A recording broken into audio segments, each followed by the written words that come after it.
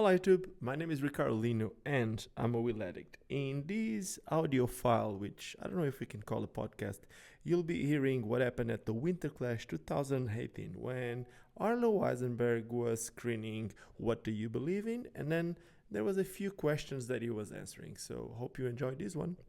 Okay, for technical reasons, being Ricardo's voice recorder, we're announcing the whole thing again. So once again, welcome to the screening of What Do You Believe In with Arlo Eisenberg. We're going to skip to the beginning of the video immediately. Arlo, would you like to comment first? Yeah, if you don't mind. Yeah, so in the interest of economy and time, rather than watch the whole thing and then talk about it afterwards, I think there's some interesting little bits of insight that I can add as we go, and I think it'll have a little more impact as we actually see this stuff happening. So if it's possible, I think through the miracle of technology, I should be able to say, let's just pause it here for a second, and I can add some insights. But otherwise, I'll try not to talk over stuff too much. We'll stop it if there's something that I want to talk about. But let's go ahead and start it.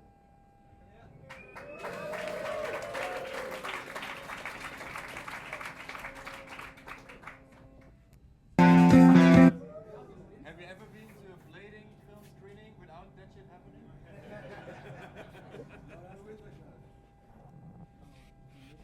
So while we're waiting, when we first conceived of this film, it was a project that I entered into with Shane Coburn from Mind Game, and Trend Killer was his distribution company, and Joe Nabron, who was with Future Prospects.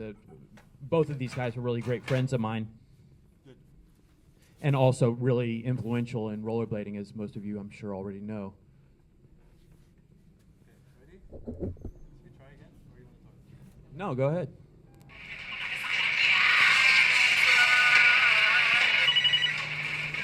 Oh, so pause it here for a second. Sorry. So what I have here, as I knew that we were going to do this talk, I went through and I looked through my garage, dug up some old boxes, and I found a whole bunch of interesting mementos and things associated with the movie, including the original script. I found the scripts that we actually used. People have asked me before, because it says written and directed, but it's a skate video, but we actually made a script for this thing. We actually, because we did it with Shane Coburn, who was really great with time management and setting things up, we had like a production shoot. We had days that we scheduled to go out and get certain things done. We had a little budget to buy some of the props. But I was blown away when I found the script because, you know, over the years, you totally forget that there ever was even a script or what it looked like or how much resemblance it had to the actual video. But when I read it, I mean, it's almost like word for word exactly what's happening here. I'm just going to read you the intro just really quickly so you can see kind of how it developed. But it's Brian. Scene one is Brian Shima in the morning, interior day, Shima's house. Camera starts under Shima's bed. The phone is ringing. Shima slept with the radio on, and you can hear the Bad Brains song from his medium section playing on the radio in the background. The camera moves up to reveal Shima sleeping in bed. Shima sleeps through a couple of rings before rolling over to answer the phone. And so it's just stuff like that all through the video. And there's some interesting points where it completely diverges from the script, and we'll talk about those as we go. But let's go ahead and play it. I'll try not to do this too much, but this is an important one. So the video that, because I don't know how many people ever got this. I don't think anybody ever got it, but it was important to me when we made the thing. Because around the time when we made this, Joe was finishing up another video that he just made called Future of Rollerblading 2. And he let me come up with he said I could design the cover art for the video. I said, cool. And I said, can I name it? He said, sure. And I said, can I call it whatever I want? He's like, sure. So I came up with Higher Power. And I was debating between calling it like Everyone Has a Higher Power or Higher Power. I thought it was kind of cool. And I made like this weird like Jesus figure and put a whole bunch of like alcohol and cigarettes and strippers and stuff on it. And it's got Richard, you know, inside of the little picture of Jesus. But we called it Higher Power. But then when we started talking about this project, I'm like, oh man, I just gave away this awesome name. I should have called this video Everyone Has a Higher Power. So then we came up with What You Believe In as a workaround. But then we came up with the idea, since Joe was wrapping this one up, let's make some kind of like weird tie-ins. So if you ever, and I don't expect anyone to have this video anymore, but if you ever look on the cover of Higher Power, right here in the corner is a little rabbit. We put a white rabbit on the cover of Higher Power. And this part right here, what Shima's doing is he's putting in this video. And the idea is that he's fast forwarding. when it comes on, it's the end of Higher Power, of Future Prospects 2. And then he fast forwards through it. It's supposed to be this made up hidden section that turns out to be the Richard section, which is the first section of What You Believe In. And also, the idea with this section for Richard is that since I knew I would be like really overbearing and sort of editing over Joe's shoulder for the whole video, I wanted to give him one section that was purely FP, that was purely Joe, that I would have no input on, and that was Richard's section. So that's the only one that's in color. Joe does it all by himself, and then all the other videos have more of the kind of What You Believe In feel. Continuing on to the future of rollerblading part of the story, how did you actually decide on the cast of What Do You Believe In? Well, a lot of them, I mean, They were the top skaters of the era, but they were also in future rollerblading. What made you pick exactly those people? some of them were. I mean, some of it comes down to like who you can get. You know, Shima obviously is would have been one of the ones at the top of my list always. Richard is very close to the Future Prospects family, so that was a no-brainer. And we, you know, when building a video, it's kind of like sometimes when you have these comic book superhero teams, like you try to fill sort of different categories. You need, every superhero team has like the Thing or the Hulk. They all have the one big tough guy. They all have like the charismatic leader. So we're trying to fill like kind of like the street angle, the hip hop angle, the rock angle, you know, all those things. And I think Jaron's part probably was, maybe it was originally conceived of kind of like as a Carlos Pianowski role, but Carlos may have been hurt around that time, so we're trying to come up with another guy that kind of had that dark rock edge and kind of would do big stuff on street. So that's it.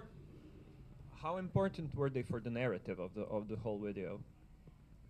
Well, they were important because for each part, you know, what I did is mostly I would start with a song kind of and the writer, and then I would just keep playing the song and sort of like get feelings like that I thought, you know, it's sort of all really esoteric and artistic and abstract. But so I used the skater's kind of persona and the quality of the music as inspiration. So they were important. Like each section is kind of tailored to the writer.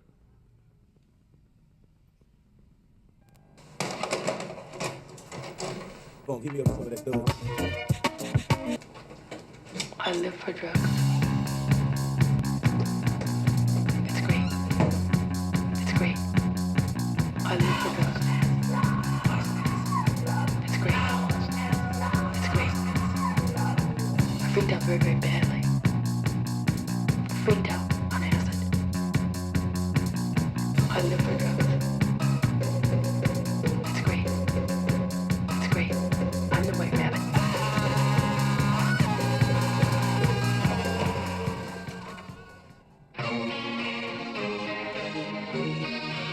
All right, let's pause it for a second. So we're about to go into Shima's section. One of the other interesting things that I found when I was going through all this stuff, and I couldn't believe it, I can't believe I kept some of this stuff.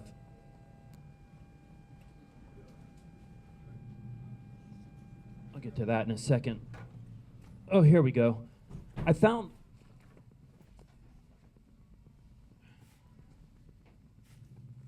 all the art, all the stencils we used. Hold that. Oh my God. Oh, wait. Okay. He said there. Yeah. Sorry, I found all the stencils that we used to make the titles. All these titles that you see between the scenes, just cut them out of magazines.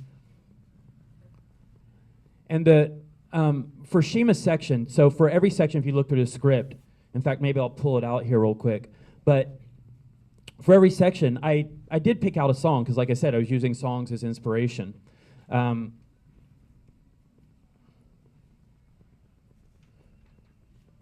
me get to his part.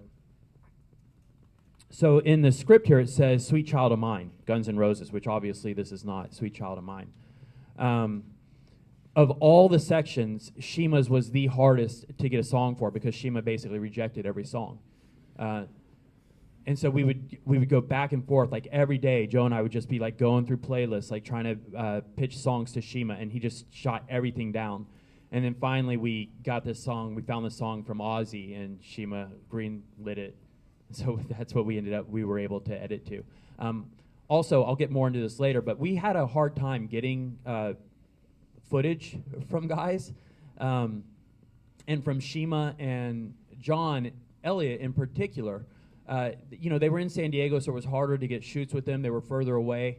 But there were times where it really felt like pulling teeth. And I guess anyone who's ever made a skate video and had to deal with skaters knows it's hard to get them out sometimes to get footage.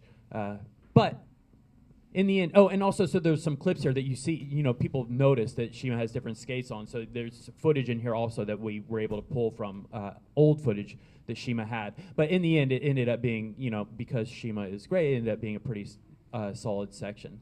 And this is the introduction of the rabbit. So we recruited a lot of different people to wear the rabbit suit. Mostly it was Billy Prislin. We also would use Billy Prislin's house to shoot Jaron's section, which we'll see in a bit, but let's take a look at Shima's section.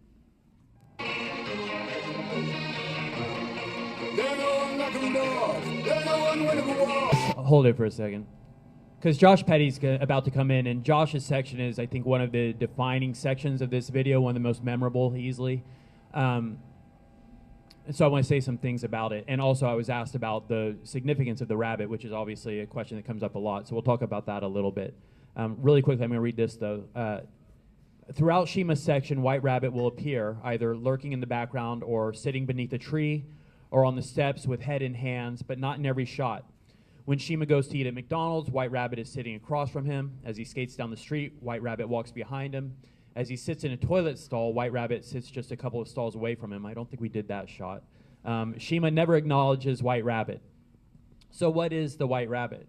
Like I alluded to earlier, I mean, really all these things were just sort of based on feelings and kind of abstract ideas. So the white, people always, guess, does White Rabbit, stand for your parents or oppression or the government, whatever it is. Is it skateboarders? And it's, it was not meant or was not conceived as anything literal. Abstract art or good art really is sort of exists in the eye of the beholder, and it's like it's the space that fills up the area between whatever the artist produces and however the viewer receives it. It's intended to be interpreted. It's not intended to be a direct one-to-one communication. But loosely, it's obviously it's based just sort of on. It's something that follows him. It's something I just don't really have very concrete thoughts on it. In fact, we talked a lot about it with Drew for Life Plus, if anyone ever saw that. But if you want to hear more about that conversation, I know we put a lot of that on film for one of the old Life Plus sections. But so let's talk about Josh Petty next. So in the script, and I'm not going to read it, but the biggest difference between the script and the video, because the video follows the script pretty closely, except for Josh Petty's part. Josh was living with Joe Navarone at the time. Josh, Joe, and I were all very good friends. And Josh had been dealing with a lot of knee injuries. And so he would quit. In fact, this would be his last major section. But he thought, or it looked a lot like before this, he'd already quit. And so when I wrote him into the script, it was really a much smaller part. But then when we'd go out and skate, as we started going out filming for this thing, Josh would come out to every session, and he started getting a lot of footage. He was going hard, and he was really motivated. I think it was the first time he'd felt healthy in a while. And in light of the fact that we weren't getting a lot of footage from the other guys, it really made an impression on me how hard he was working for the video. And so I had to go back to the drawing board, and I rewrote the script to accommodate sort of the change in dynamics based on Josh's output. But unfortunately, this section starts with him blowing his knee out again. He tries a gap and blows out his knee, which I think was at the very end of filming. So all the footage, is that right? Or did we wait for him to heal up enough again to go back and hit it? I don't know. Too much time has elapsed. But also, there's an acknowledgement in this section, the way it was rewritten with the 3 different sections. You guys will see the conceit of this concept as we watch it. But Josh went through a lot of different periods in his career as a skater, aesthetically, in terms of style. He was like a really Chad Muska type, like street guy. He went really hardcore rock, skating with his shirt off and bandanas. So we tried to capture kind of like this notion of like switching between styles, and also some of the dynamics of the FP house and just what it was like in there. I think pretty much everybody still remembers the quote from the FP house. Aaron, I was skating to Black Sabbath while you're still rolling around in a fucking helmet or something like that, and I think it pretty much captured the aesthetic of the whole section. Curious if that was in here. Was it written into the script or was? Oh, but you know what? Not this version, because that was when we rewrote it. Aaron laughing. For your section, everyone laughs. Josh, fuck you. Aaron, who's going to give you a section? Josh, fuck you. You don't even know. We're filming for the second regime video, and when people see my section, they're going to be like, oh, shit. I mean, I've been skating, and for my music, we're going to use something crazy. I'm not even talking rap or hip-hop. I'm talking like some crazy shit that has never been in a rollerblading video, like some drum and bass shit. Okay. Trying to write for skaters is really ridiculous. But anyway, let's watch this section. Man, have you guys noticed how everybody's jumping on this rock bandwagon all of a sudden? I remember back in Espionage when me and Champion were skating to Black Sabbath before it was even cool. Now all of a sudden everybody's growing their hair out long and trying to wear the tightest pants they can find. Man, I still like hip-hop. I'm still gonna listen to hip-hop, and I don't give a fuck who thinks it's cool. My next section for sure is gonna be the hip-hop. Dude, who's gonna want to get your ass a section? Fuck you, Aaron.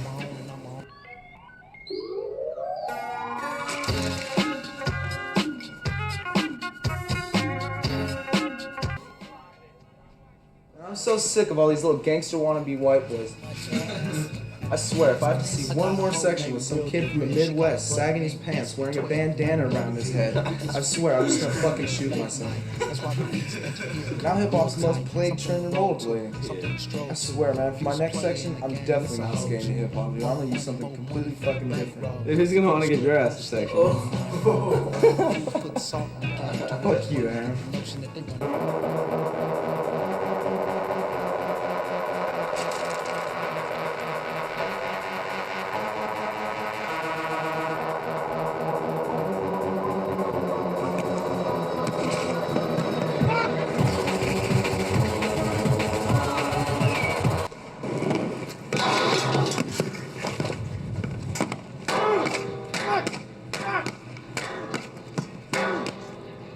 I swear drum and bass was cool until everybody had to come out with the drum and bass section. Dude, in the Senate video, I remember back in the day, nobody had ever seen shit like that before. Now it's just as played as everything else. So my next section, man, I'm just gonna be like, fuck it, dude. I'm gonna skate fast as shit. I'm gonna do some big tricks. I'm gonna definitely use raw. Dude, who's gonna want to get your ass a section? Fuck you, Aaron.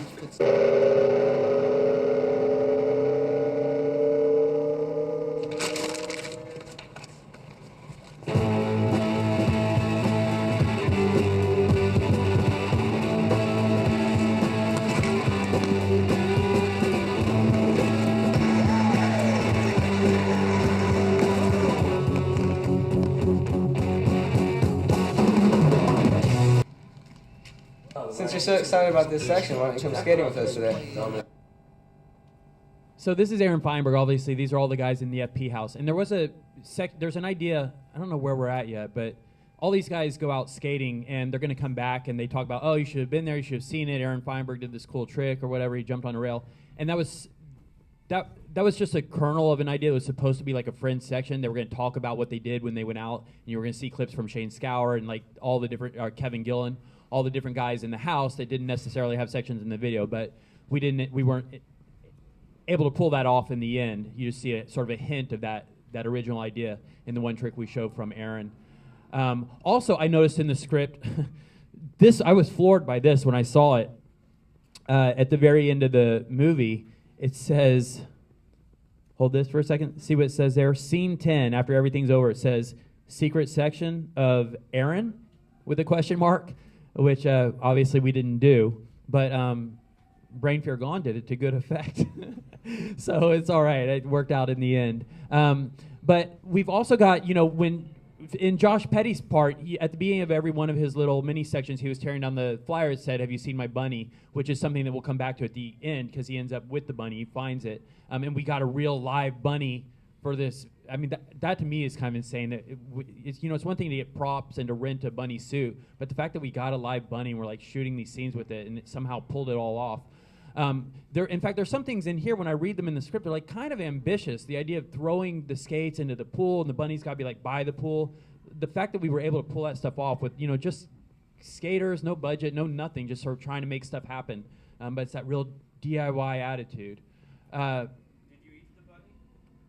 So the bunny, after the movie, lived with Josh Petty and his girlfriend, Megan. They kept the bunny. Jim Beam, they named it, and they kept the bunny for a long time. But let's go ahead and see what's going on here. Told you I can't. I'm waiting for Shima. You're waiting for Shima? There's more to making a section than choosing between a rap or a rock song. I hope if you're actually skating. Aaron, I've been making sections since you were skating around in a fucking helmet, alright? I just don't see how you're gonna make a section. I mean, you even own a pair of skates? A pair of skates? What the fuck? You know what, Aaron?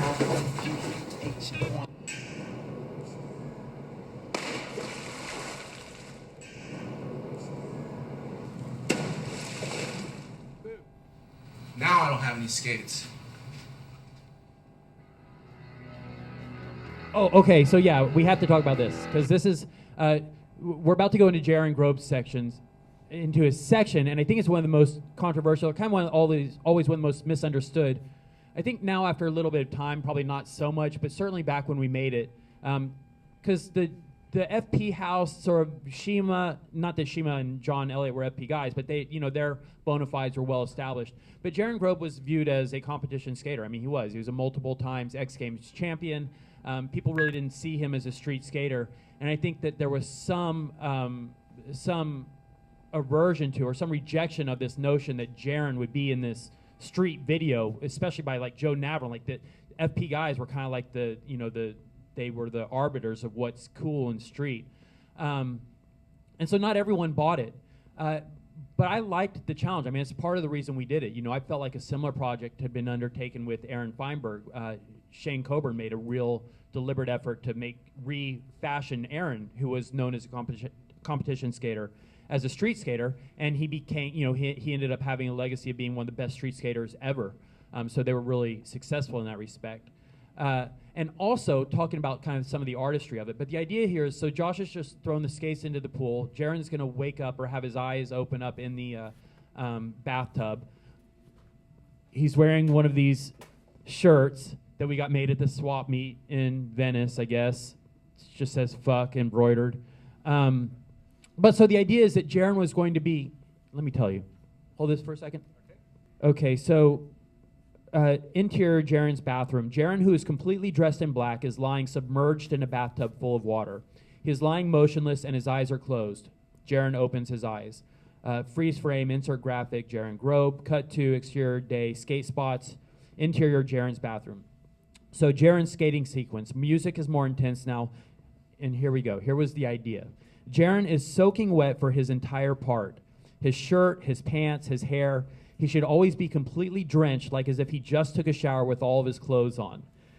And this is a really lame position to put Jaron in to even come up with this idea. But throughout Jaron's part, cut back to him in the bathroom. In the bathroom, Jaron has moved from the bathtub to the sink. He is putting on shaving cream to start shaving. In the skating sequences, Jaron should go to skate parks as well as street spots. No helmet at the parks. I can't believe we wrote all these details. He should always be drenched, and there should be some good shots of him falling. Back in the bathroom, Jaron is spraying, poor Jaron. Back in the bathroom, Jaron is spraying shaving cream into his hand. He does not stop spraying the shaving cream, even after it is spilling off of his hand. Jaron puts the shaving cream to his face and rubs it around. It covers his entire face. Cut to more skating. Throughout the skating sequence, keep going back to Jaron in the bathroom, applying more and more shaving cream all around his head. After a hard slam, I don't know if we did that, the final shot will be of Jaron staring at himself in the mirror. His head is completely covered in shaving cream, which he has shaped to look like a rabbit's head with two big rabbit ears. So we kind of tried to do this idea where we had Jaron soaking wet the whole time, but we didn't fully commit to it. So I ended up with a lot of comments after the video, like, why was Jaron like really sweaty? Why does he always have greasy hair? So it like just because, but so here's the thing. So we didn't, I told you about this DIY attitude and like us being able to pull off difficult stuff. Well, one of the hardest things it turns out to be able to pull off is having water, a lot of water whenever you need it at any skate spot. We bought this like big giant tub, and I think we just thought naively, well, wherever, every place has water, we'll just, turn on a spigot somewhere. But that's not true. You don't just show up at a school and like turn on a hose and fill up a tub. So he's tried to like buy lots of water bottles, but there's really a lot less water in a water bottle than you think. It takes a lot of water to fill up a tub, at least enough to get a guy soaking wet. So we kind of did it. We didn't fully commit to it, and so you end up with this half-baked idea of him being soaking wet. And also, talking about the shaving cream idea, so that's another thing that had to be figured out, because once you cover his head full of shaving cream, and you have to figure out how to get the ears and all that stuff, but also he's not going to be able to breathe for a while. So we had to time it, so once we got that final thing all set up with the ears and him fully covered, we had to get the shot. I think maybe we did the straws and then, I don't know. Yeah.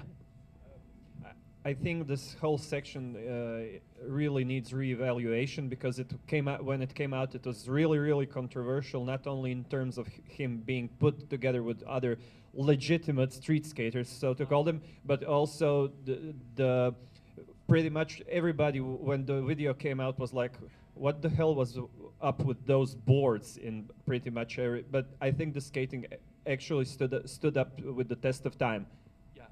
I do want to say something. You're right, that's an important point, because the plywood was also part of what made it controversial, because here's this idea, this park skater that we're taking to street spots, and like, oh, he has to turn the street spots into a park course. You have to, put the ramps everywhere, which is kind of was the idea. We wanted to sort of make the street spots different, but it wasn't like you were making street spots easier. We were putting the plywood in places like to do things that you couldn't do normally. It was just sort of changing the way you approach the street spots. And some of the things he did was really dangerous. I don't know if people fully appreciate how hard some of those things he did was. But let's take a look at it and reevaluate it with new eyes.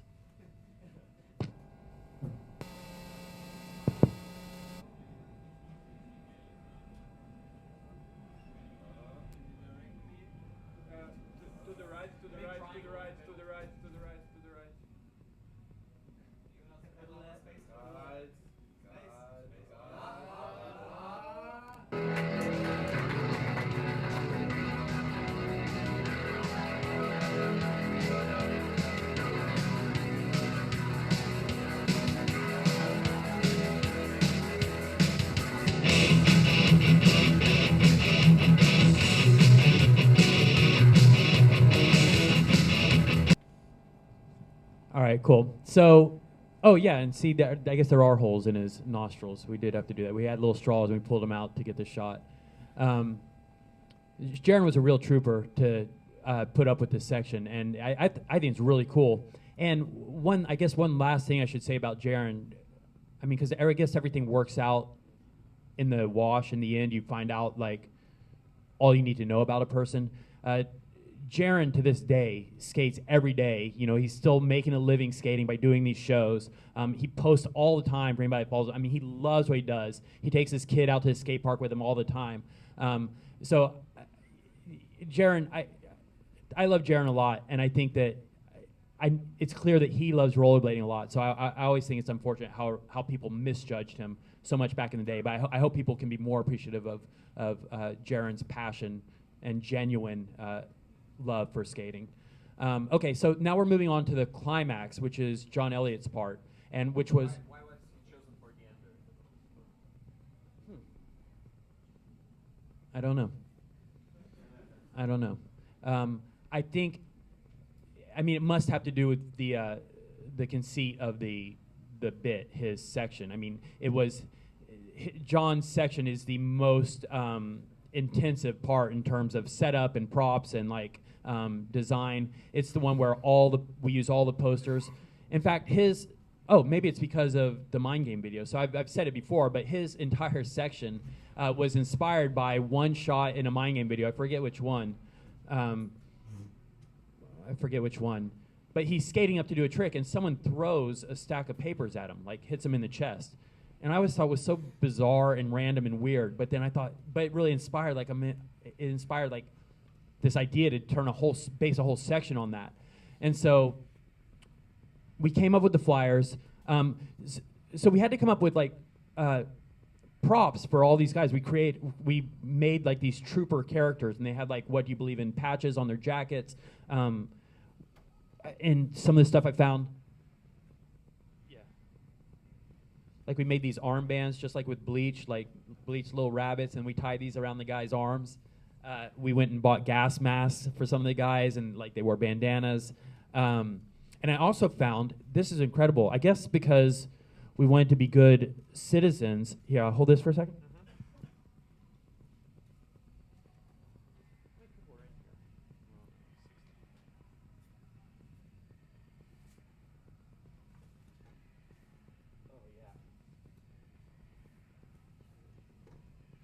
So whenever we went to a spot, like we would have to set it up like with all this propaganda, and we put up we had all these posters printed, and we had all these flyers printed. And so, but when we would leave the spot, we didn't want to just leave all the trash behind, so we'd take them down.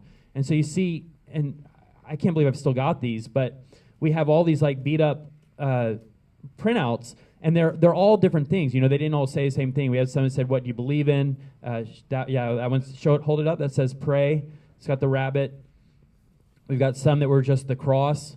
But so I don't know how many I have here, but I've just been holding on to these for all these years. But if we have enough, I'd like to give everyone in here that turned up for this thing. Y'all can take one of these.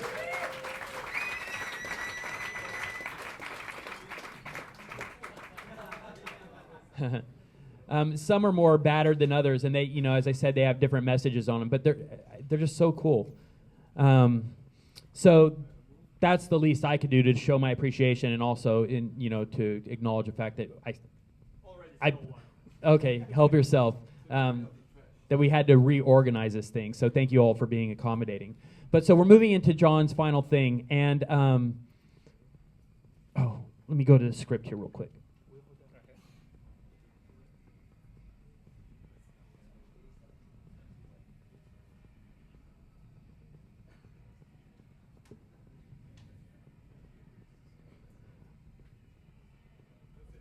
Okay, so exterior day.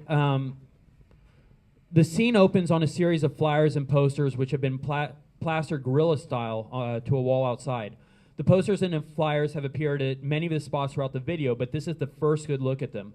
The posters and flyers are black and white and are done in the same style as the splatter image rabbit skull at the end of 4:2. Oh, so we actually put it in. I thought that we just made that up for this video. I didn't realize we actually got it in there. Sweet. The posters and flyers have images of the rabbit and different slogans. Everyone has a higher power. What do you believe in? God is everywhere. I don't think we made that. As the camera pans across the propaganda, it reveals two armed troopers dressed in black military fatigues with black gas masks putting up the posters. Oh, shoot. Listen to this. Sorry. Some of this stuff is like, I'm going along with you guys. The troopers carry super soaker water guns, which have been painted black, and they all have on Nazi-style armbands with a rabbit insignia instead of a swastika. Elliot skates past the white rabbit troopers and tears down one of the posters as he passes. Wow, sorry, some of that is surprising to me. You forget kind of where your head was at. I'm going to dip into something here really quickly if I can find it. But I also found some of this stuff. I found some of our original shoot schedules. They're also designed. Yeah, March 2001 from March 23rd to the 31st, it looks like, or to April 2nd, we were going to shoot Jaron, just so you know. But somewhere in, oh, look, there's more flyers. Good, we might be able to get all you guys. I'll look for it while we watch John's section. Let's go ahead and play John's section.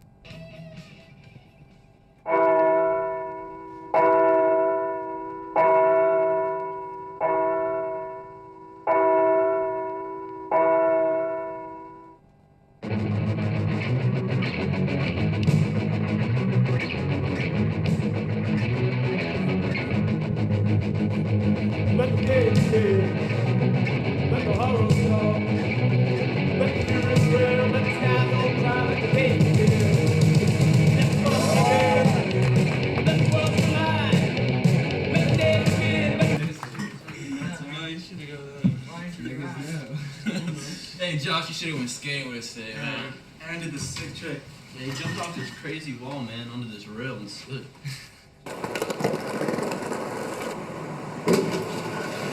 Oh, shit! Hey, you guys didn't see Shiva, did you? Nah, he wasn't even there. Why you got a rabbit, Josh? Aaron, I'm really not in the mood right now.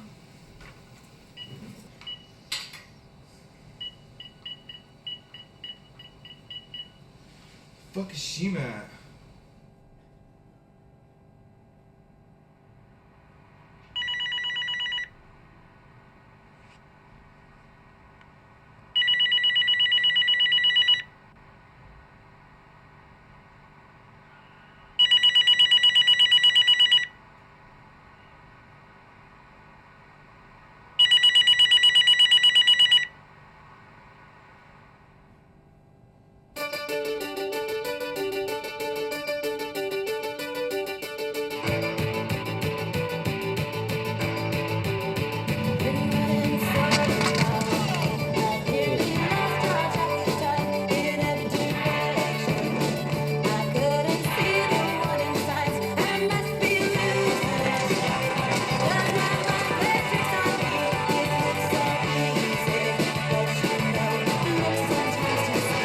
But pause it.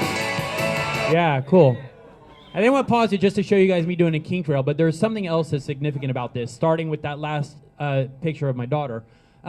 So I had to leave town. I had some obligation, had to go to a contest or something. Maybe I was coming to Europe for something. But and we had a strict deadline to get this thing out because Shane had set up all the distribution and stuff. We had to have the master off to the whatever they call it, whoever makes the videos. So the video wasn't done when I left. The credits had to be finished, and Joe had to do them by himself. And I tried to maintain very strict control over the creation of the video. In particular, the titles and everything. They all had a distinct look. It's all white on black. But then after I left, the few scenes that Joe had to do by himself, he came up with this different typeface that had a drop shadow. And to me, I don't know if anyone has ever noticed or even cares, but it's always been really grating and devastating for me because I felt like the video was so close to being completely tight and finished, and now it's only 98% perfect, at least as far as I wanted it. Huh? And I don't mind that it's on my clip. It's just because it's also, I think that we're about to see the bunny jumping, and he's also got this shitty thing that says Jim Beam. It's got this terrible typeface. It's as someone who's suffers from minor OCD, it's just one of the kind of things that really ruins your day. But okay, that's all. Go ahead.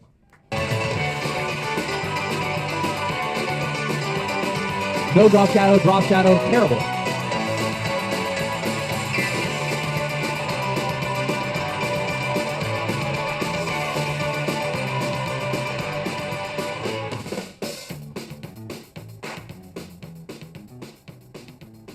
And one more thing I'll add really quickly since that's over, but also the idea was we had a lot more B-roll footage. It was really great. And that I intended to have a much bigger credit section.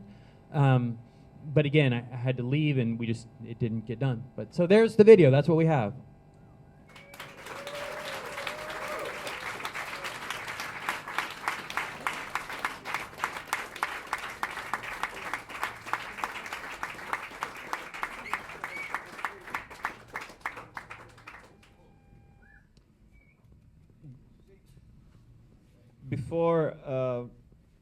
Before letting you have the final word, let me just say what a great honor it has been to sit with you at the panel today.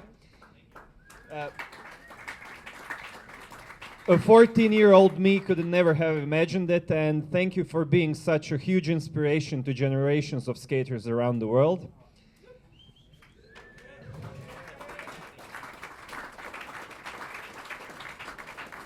And now, well, ladies and gentlemen, Arlo Eisenberg and his final word on today's Q&A. Well, I filled up the day with so many words, so I apologize to be throwing even more at you. But, I talked to AJ about this a little bit last night because after watching his video selections, I've always been a big fan of AJ's work. And I think that what we tried to capture here was not just the athleticism of skating, but also the artistry. And that goes beyond the pure execution of the tricks, but it also extends to kind of how we view the world. I mean, every skater is familiar with the affliction where you can't look at the world without seeing rails or lines or things like that. We already look at the world differently, but I think that extends beyond just skating. We, you know, we are kind of the people that are tasked with, I don't want to overstate it or oversell it, but, you know, change only happens through people that are willing to look at things differently. And I think that we play an important role beyond the skating world, but also in society, especially as we get older and we go out and do other things. This unique perspective that we all have and that we share, I think, helps us to provide a valuable service to the greater good in the long run. So I hope that we were able to celebrate that a little bit in this video, and I would like to celebrate all of you for being a part of and extending this community and this kind of this artistic ideal. So thank you.